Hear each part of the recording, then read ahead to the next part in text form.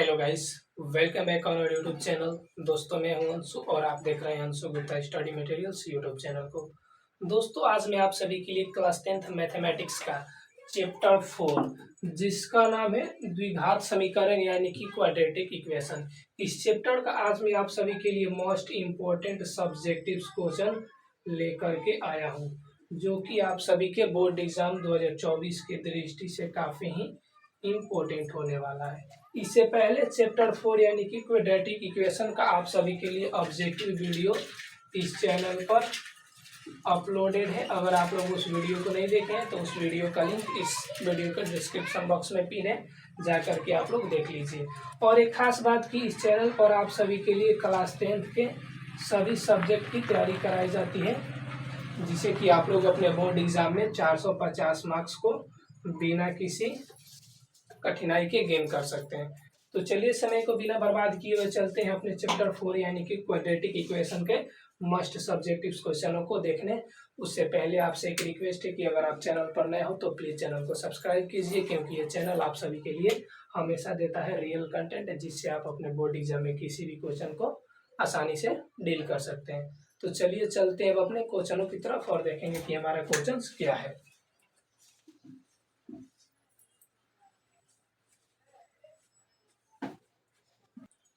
चलिए इस क्वेश्चन को अब देखते हैं। क्वेश्चन है कि द्विघात समीकरण 100x² - 20x + 1 = 0 के मूल को ज्ञात कीजिए। तो मूल ज्ञात करना है तो सिंपली क्या करेंगे, इस क्वेश्चन को यहाँ पर लिख करके उसका गुणनखंड करेंगे। तो क्वेश्चन है 100x² - 20x + 1 = 0। इसका अब हमें मूल निकालना है, तो इसके गुणनखंड करके द्विघात समीकरण है तो x के दो वैल्यू निकलेंगे, दोनों वैल्यू को निकाल देना है। तो कोई भी द्विघात समीकरण होता है तो उसका निकालने का मूल दो नियम होता है। दो मूल होते हैं जिसका दो नियम होता है। एक तो आप डी निकालें यानी कि विवेचक की सहायता से भी निकाल सकते हैं, या फिर दूसरा जो होता है वो गुणनखंड करके भी आप उसके मूल को निकाल सकते हैं। तो मैं दोनों विधि बताऊंगा, विवेचक से भी और गुणनखंड से भी। तो फर्स्ट ऑफ ऑल इस क्वेश्चन को हम गुणनखंड विधि से इसका मूल ज्ञात करते हैं। गुणनखंड विधि के लिए सिंपली होगा क्या कि जो क्वेश्चन है उसको लिख दिया जाएगा। तो जो क्वेश्चन है उसको मैंने यहाँ पर लिख दिया। लिख देने के बाद क्या होगा कि इसको गुणनखंड करेंगे। तो गुणनखंड करने के लिए आप लोग 8 क्लास में सीखा होगा, तो ये कुछ इस तरह से हो जाएगा 100x² - 10x - 1 प्लस बराबर में 0 हो जाएगा, क्योंकि इस दोनों को जोड़ेंगे तो -20x आ जाएगा और इसको गुना करेंगे तो 100x² आ जाएगा। अब फिर क्या करेंगे, दो दो टर्म लेंगे, तो यहाँ तक एक टर्म हो जाएगा और यहाँ तक एक दूसरा टर्म हो जाएगा।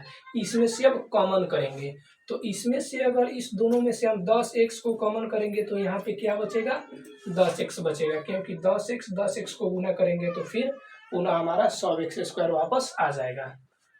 उसके बाद यहाँ से 10x कॉमन हो गया तो क्या बचा, -1 बचा।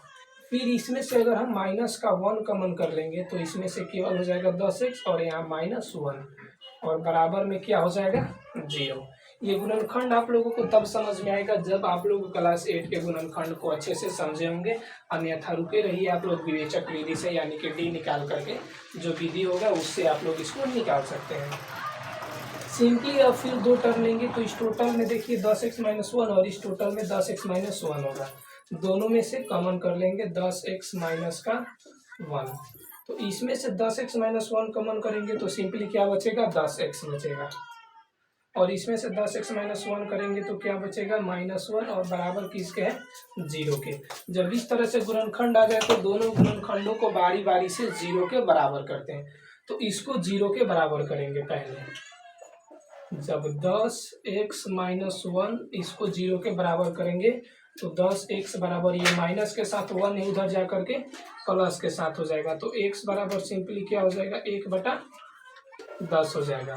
तो इस तरह से एक मूल्य ये हो गया। फिर जब इसको बराबर करेंगे तो आप लोगों को दिख रहा होगा कि दोनों जो है वो एक ही जैसा है, तो इसको भी बराबर करेंगे 0 के, तो इसमें भी x का मान जो हो जाएगा वो 1/10 हो जाएगा। इस तरह से ये हो गया। गुणनखंड विधि से आप लोग इसका विवेचक का मान निकाल दिए। दोनों ही विधि में आप लोग देखें कि जो दोनों इसके मूल होंगे वो एक ही जैसा है। अब फिर इसको निकालेंगे हम विवेचक यानी कि डी निकाल करके। तो डी निकालने के लिए फर्स्ट ऑफ ऑल क्या करना पड़ेगा कि फर्स्ट ऑफ ऑल डी निकालेंगे। तो डी बराबर क्या होता है, बी स्क्वायर माइनस 4ac। ठीक, तो b किसको बोलते हैं, x के गुणांक को। तो x का गुणांक कितना है, माइनस का 20 उसका स्क्वायर माइनस 4 गुने में a करेंगे तो a चुनते हैं x स्क्वायर के गुणांक को। तो x स्क्वायर का गुणांक हो जाएगा 100। और c किसे चुनते हैं, अचर संख्या को। तो अचर संख्या क्या है, 1 है। तो 20 का स्क्वायर करेंगे या फिर माइनस 20 का स्क्वायर करेंगे 400 होगा। और यहाँ पर ये 100 में 4 से गुना करके फिर 1 से गुना करेंगे तो ये 400 आ जाएगा। तो डी का मान यहाँ पर सिंपली 400 में से 400 घटा देंगे तो क्या निकलेगा, 0 निकलेगा। जब डी का मान निकल जाए तो एक्स निकालने का एक फॉर्मूला होता है कि minus B plus minus root D बटा का 2a होता है। ठीक, तो ये माइनस हो जाएगा। और b किसे चुनते हैं, तो x के गुणांक को। तो x का गुणांक क्या है, minus 20 plus minus root D. तो d के जगह पर क्या हो जाएगा, 0 हो जाएगा बटा 2। और a किसे चुनते हैं, तो x स्क्वायर के गुणांक को। तो x स्क्वायर का गुणांक सिंपली क्या है, 100 है। तो आप लोगों को दिख रहा होगा कि ये माइनस माइनस मिल करके प्लस का 20 हो जाएगा। और ये प्लस माइनस 0 में है तो वो खत्म हो जाएगा क्योंकि 0 का वर्ग 0 ही होगा। फिर ये नीचे 20 2 को 100 से गुना करेंगे तो 200 आ गया। और देख रहे हैं इसको इससे कटा देंगे, 2 को 20 से कटा देंगे तो ऊपर 1 होगा और नीचे 10 होगा। इस तरह से पहला जो निकल गया x का मान वो 10 निकल गया। और आप लोगों को मालूम होगा कि d जब 0 होता है तो सभी मूल समान होते हैं, यानी कि एक अगर 1/10 हो गया तो दूसरा मूल भी जो होगा वो 1/10 ही होगा। इस तरह से ये क्वेश्चन समाप्त हुआ। इस तरह से आप लोग मानेगा तो टोटली 2 मार्क्स मिलेगा। और फिर चलते हैं अपने नेक्स्ट क्वेश्चन की तरफ। आप लोग इसका एक स्क्रीनशॉट ले लीजिए। दिख रहा होगा कि 2x square minus 6x plus 3 बराबर 0 के मूल की प्रकृति ज्ञात करें। तो मूल की प्रकृति ज्ञात करने के लिए सिंपली होता क्या है कि d निकाला जाता है। d किसे बोला जाता है, तो विवेचक को बोला जाता है। विवेचक का एक और नाम क्या होता है, विविधकर होता है। ठीक, तो जब भी कभी मूल की प्रकृति पूछे तो सिंपली हमें क्या निकालना पड़ता है, डी निकालना पड़ता है, जिसे क्या बोलते हैं, विवेचक और विविधकर, उसका एक दूसरा नाम होता है। तो डी 3 कंडीशनों में निकलता है, या तो डी का मान 0 से छोटा होगा, या डी जो होगा वो 0 के बराबर होगा, या फिर डी जो होगा वो 0 से बड़ा होगा। डी कितने कंडीशनों में निकल सकता है, 3 कंडीशनों में। ठीक, तो d जब 0 से छोटा होगा तो उस तरह का मूल जो होता है वो आभासी होता है, यानी कि काल्पनिक होता है। केवल उस मूल की कल्पना कर सकते हैं, उस मूल को निकाला नहीं जा सकता है। फिर यदि अगर d 0 के बराबर आ जाए तो मूल तो वास्तविक होगा। उसके बाद दोनों मूल जो होगा वो समान होगा, यानी कि एक जैसा होगा। अगर d 0 से बड़ा आ जाए तो उस तरह से मूल जो होगा वो अवास्तविक होगा, अवास्तविक और असमान होगा, यानी कि दोनों मूल निकाल सकते हैं। ठीक, और ये वास्तविक ही होगा लेकिन असमान होगा। ये जो होगा आभासी होगा या अवास्तविक, जिसको काल्पनिक भी बोला जा सकता है। तो डी निकालने के कितने कंडीशन, 3 कंडीशन है। डी 0 से छोटा हो जाए, डी 0 के बराबर हो जाए, डी जो है वो 0 से बड़ा हो जाए। तो इस तरह से अब फिर इसको किसी भी मूल की प्रकृति को निकालने के लिए सर्वप्रथम विवेचक या फिर विविधकर को निकालते हैं। तो देखिए, विवेचक या विविधकर निकालने का एक फॉर्मूला आप सभी को मालूम होगा कि d जो बराबर होता है वो b स्क्वायर माइनस 4ac के बराबर होता है। तो सिंपली इसमें b किसको चुनते हैं, तो x के गुणांक को। तो x का गुणांक आप सभी को दिख रहा होगा। गुणांक, जिसका गुणांक पूछेगा उसके ठीक पहले, तो x का गुणांक पूछ रहा है तो x का गुणांक ठीक पहले क्या है, -6 उसका स्क्वायर माइनस 4। a किसको चुनेंगे, तो x स्क्वायर के गुणांक को। तो x स्क्वायर के ठीक पहले क्या है, 2। और c किसे चुनते हैं, अचर संख्या को। तो अचर संख्या क्या है, 3 है। तो इस तरह से -6 का स्क्वायर करेंगे तो हो जाएगा 36, ये माइनस है। 4 में 2 से गुना करेंगे तो 8 हो जाएगा, और 8 में 3 से गुना करेंगे तो सिंपली 24 हो जाएगा। अब 36 में से 24 को घटा देंगे तो 6 में से 4 गया 2, और ये 3 में से 2 गया 1, यानी कि सिंपली 12 आ गया। 12 आ गया तो आप लोग देख सकते हैं कि 12 जो होता है वो 0 से बड़ा होता है। तो 0 से बड़ा आने पर मूल कैसा होता है, तो वास्तविक और असमान। तो इसीलिए मूल की जो प्रकृति हो जाएगी वो कैसी होगी, वास्तविक और असमान। तो लिख दिया जाएगा उसको अंतिम में कि मूल की प्रकृति जो होगी वो वास्तविक और असमान होगी।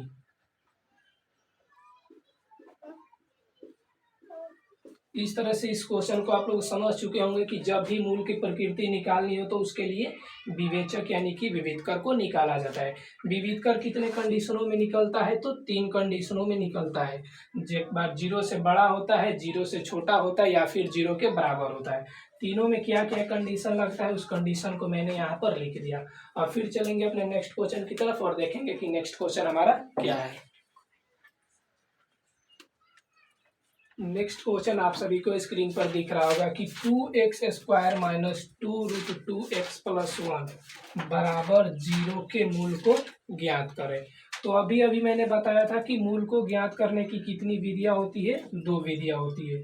या तो आप लोग उसका विविधकर यानी कि विवेचक निकाल सकते हैं, या फिर दूसरा विधि जो होता है उसको गुणनखंड विधि से निकाल सकते हैं। फर्स्ट क्वेश्चन में मैंने दोनों विधियों को बताया था, विविधकर निकाल करके और गुणनखंड निकाल करके, लेकिन इस क्वेश्चन को मैं केवल बताऊंगा विविधकर निकाल करके। आप लोगों को गुणनखंड विधि से इस क्वेश्चन को खुद से बनाना पड़ेगा। तो चलिए अब विविधकर निकाल करके इस क्वेश्चन को बनाते हैं। विविधकर निकालने के लिए फर्स्ट ऑफ ऑल विविधकर होता क्या है, तो उसे कैपिटल डी से सूचित किया जाता है। कैपिटल डी निकालने का एक सिंपली फॉर्मूला होता है b² माइनस 4ac। बी किसको चुनते हैं, तो x के गुणांक को। तो x का गुणांक जिसका गुणांक बोलेगा उसके ठीक पहले, तो x का गुणांक तो उसके ठीक पहले क्या है, -2√2। तो उसको लिख देंगे -2√2। उसके बाद स्क्वायर है तो इसका भी स्क्वायर हो जाएगा, -4 लिख देंगे। ए किसको चुनते हैं, तो x² के गुणांक को। तो x² के ठीक पहले 2 है। फिर सी किसे चुना जाता है, तो अचर संख्या को। अचर संख्या क्या है, 1 है। इतना करने के बाद फिर इसका स्क्वायर करेंगे। तो इसमें देखिए 2 खंडों में दिया गया है, एक रूट वाला दिया गया है और एक बिना रूट वाला दिया गया। तो उसका स्क्वायर कैसे करेंगे, तो बिना रूट वाला का स्क्वायर अलग करेंगे और रूट वाला का स्क्वायर अलग करेंगे। तो बिना रूट वाला क्या है, -2। तो -2 का स्क्वायर करेंगे तो सिंपली क्या हो जाएगा, 4 हो जाएगा। और रूट वाले का स्क्वायर आप सभी को मालूम होगा कि कोई भी संख्या अगर रूट में हो तो उसका स्क्वायर करेंगे तो केवल रूट हट जाएगा, यानी कि √2 से रूट को हटा देंगे तो इसका स्क्वायर केवल 2 हो जाएगा। अब ये दोनों गुना के साथ है तो इस दोनों को भी गुना कर देंगे तो 4 गुना के सिंपली क्या आ जाएगा, 8 आ जाएगा। तो बस इसका वैल्यू हो गया 8 माइनस ये 4 में 2 से गुना करेंगे तो 8 हो जाएगा और 8 में 1 से गुना करेंगे तो 8 हो जाएगा। अब देख सकते हैं कि 8 में से 8 को घटाएंगे तो सिंपली हमारे पास क्या बचेगा, 0 बच जाएगा। तो इस तरह से जब विवेचक का मान निकल जाए तो मूल निकालना यानी कि x का वैल्यू निकालने के लिए एक फॉर्मूला होता है जिसका मान होता है -b प्लस माइनस रूट का d बटा में 2a। तो ये तो माइनस हो गया। b किसको चुनते हैं, तो x के गुणांक को। तो x का गुणांक क्या है, -2√2 है। फिर इसको घेर देंगे प्लस माइनस रूट और d के जगह पर क्या लिखा जाएगा, 0 बटा 2 और a किसको चुनते हैं, तो x² के गुणांक को। तो 2 हो गया। और फिर इसको बनाएंगे तो देखिए माइनस माइनस मिल करके क्या हो जाएगा, प्लस हो जाएगा। तो ये 2√2 हो जाएगा। अब देखिए ये 0 का वर्गमूल क्या होता है, तो 0 होगा। तो किसी भी संख्या में 0 जोड़ेंगे, जैसे कि 2 में 0 जोड़ेंगे तो आंसर क्या आएगा, 2 आएगा, यानी कि 0 का कोई वैल्यू नहीं। तो यहाँ पर भी 0 का कोई वैल्यू नहीं होगा। फिर नीचे क्या हो जाएगा, 2 में 2 से गुना कर देंगे तो 4 हो जाएगा। अब देखिए इसको, इस 2 से इस 4 को कटाएंगे तो 2 बचेगा, यानी कि फाइनली हमारे पास बचेगा √2 बटा 2। और आप सभी को मालूम होगा कि अगर ये √2 नीचे है और ऊपर 2 है तो इसको कटा करके हम ऊपर √2 लिख सकते हैं, ठीक। यानी कि 2 रूट वाले को, जैसे देखिए ये 2 है तो इसको क्या लिख सकते हैं, √2 गुने √2 लिख सकते हैं, क्योंकि √2 और √2 गुना करेंगे यानी कि √2 का स्क्वायर करेंगे तो सिंपली रूट हट के केवल 2 हो जाएगा। और नीचे क्या है, √2 है, तो इस √2 से ये √2 कट जाएगा तो सिंपली क्या बचेगा, √2। तो उस तरह से फिर इसको देखिए कुछ इस तरह से लिखा जा सकता है, ये √2 तो हो गया और 2 को क्या लिख सकते हैं, √2 गुना का √2। अब इस √2 से इस √2 को घटाएंगे तो सिंपली ऊपर बचेगा 1 और नीचे क्या बचेगा √2। और देख सकते हैं कि यही आपका मूल हो गया, यानी कि x का मान हो गया। एक ही मूल आया, जो दोनों द्विघात समीकरण के कितने मूल होंगे 2। इसमें दोनों जो होगा वो एक ही जैसा होगा, क्योंकि d का मान जो है वो ऑलरेडी 0 आ चुका है। और मालूम होगा कि d का मान जब भी 0 के बराबर होता है तो मूल जो होते हैं वो दोनों समान होते हैं, यानी कि एक मूल जितना निकलेगा दूसरे मूल का मान भी उतना ही होगा। फिर चलेंगे अब अपने नेक्स्ट क्वेश्चन की तरफ। आप लोग इसका एक स्क्रीनशॉट ले लीजिए। नेक्स्ट क्वेश्चन आप सभी को दिख रहा होगा कि द्विघात समीकरण 2x² माइनस √5x प्लस 1 बराबर 0 के मूल की प्रकृति को बताना है। तो मूल की प्रकृति निकालने के लिए d निकाला जाता है। d किसको को बोला जाता है? तो विवेचक, या इसका एक दूसरा नाम होता है विविधकर। विविधकर निकालने के लिए कितने कंडीशन होते हैं? 3 कंडीशन में विविधकर का मान निकलता है। फर्स्ट तो होता है कि वो d 0 के छोटा हो जाएगा, या फिर d जो हो जाएगा वो 0 के बराबर हो जाएगा, या d जो होगा वो 0 से बड़ा हो जाएगा। तो जब d 0 से छोटा हो जाएगा तो उस मूल का केवल हम कल्पना कर सकते हैं, उस मूल को निकाल नहीं सकते हैं। यानी कि इस तरह से जो मूल होगा वो काल्पनिक होगा। काल्पनिक का मतलब आभासी भी होता है। और जब d 0 के बराबर हो जाएगा तो मूल कैसा होता है? वास्तविक होता है। और दोनों मूल जो होता है वो समान होता है, यानी कि एक मूल का मान जितना आएगा दूसरे मूल का मान भी उतना ही होगा। और जब d 0 से बड़ा हो जाता है तो मूल तो जाहिर सी बात है कि वास्तविक होगा लेकिन असमान होगा, यानी कि दोनों मूलों का मान जो होगा वो अलग अलग होगा। तो बस हमें d निकाल करके देख लेंगे कि 0 से बड़ा है या 0 के बराबर है या 0 से छोटा है, तब जा करके हम लिख देंगे कि मूल की प्रकृति कैसी है। तो सिंपली यहाँ पर d निकालना पड़ेगा। तो d का फॉर्मूला होता है b² माइनस 4ac। b किसको चुनते हैं? तो x के गुणांक को। तो x का गुणांक क्या है? माइनस का √5। इसका स्क्वायर है तो स्क्वायर, माइनस 4a चुनते हैं x² के गुणांक को 2 है, और c चुनते हैं अचर संख्या को तो 1 है। अब इसको देखिए, माइनस √5 का स्क्वायर करेंगे तो केवल 5 हो जाएगा। उसके बाद इसको देखिए, 4 दूना के 8 एकम 8, और 5 में से 8 गया तो माइनस का 3 हो जाएगा।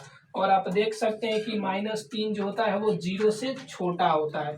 तो 0 से छोटा होने पर मूल कैसा होता है? काल्पनिक होता है। तो लिख देंगे अंतिम में, अतः मूल जो होगा वो काल्पनिक होगा।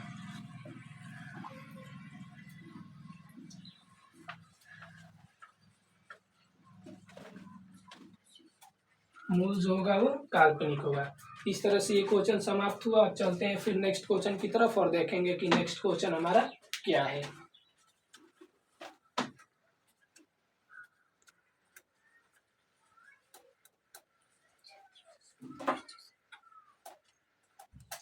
नेक्स्ट क्वेश्चन आप सभी को स्क्रीन पर दिख रहा होगा कि 3x² माइनस 6x प्लस 5 बराबर 0 के मूल की प्रकृति को बतानी है। इस चैप्टर से मुख्य रूप से 2 टाइप्स के ही क्वेश्चन पूछे जाते हैं। एक पहला होता है कि उस द्विघात समीकरण का या तो मूल निकालना पूछ लेगा, या फिर उस मूल की प्रकृति निकालना पूछ लेगा। इस चैप्टर से सब्जेक्टिव क्वेश्चन में केवल इस 2 टाइप के ही क्वेश्चन पूछे जाते हैं। वैसे ऑब्जेक्टिव क्वेश्चन में अनेक टाइप होते हैं, तो उसका वीडियो आप लोग जाकर के देख सकते हैं। इसमें केवल सब्जेक्टिव क्वेश्चन में करा रहा हूँ। तो सब्जेक्टिव क्वेश्चन में मुख्य रूप से 2 तरह के क्वेश्चन ही पूछे जाते हैं, जिसमें से एक मूल निकालना और दूसरा मूल की प्रकृति को बताना। तो मूल की प्रकृति बताने के लिए d को निकाला जाता है। मैंने इसके जस्ट पीछे वाले क्वेश्चन में बताया था। तो d बराबर होता है b² माइनस 4ac। d चुनते हैं x के गुणांक को, तो x का गुणांक सिंपली -6 दिख रहा है, उसका स्क्वायर -4 है तो 4। a चुनते हैं x² के गुणांक को 3, और c चुनते हैं अचर संख्या को तो 5 हो जाएगा। फिर ये देखिए, 6 का स्क्वायर क्या हो जाएगा? 36। 4 के 12 बचे 60। तो 36 में से 60 को घटाएंगे तो कुछ इस तरह से ये हो जाएगा -24। और -24 जो है वो मालूम होगा कि 0 से छोटा होता है। तो 0 से छोटा होने पर मूल कैसी होती है? काल्पनिक होती है। तो लिख देंगे अतः मूल जो होगा वो काल्पनिक होगा।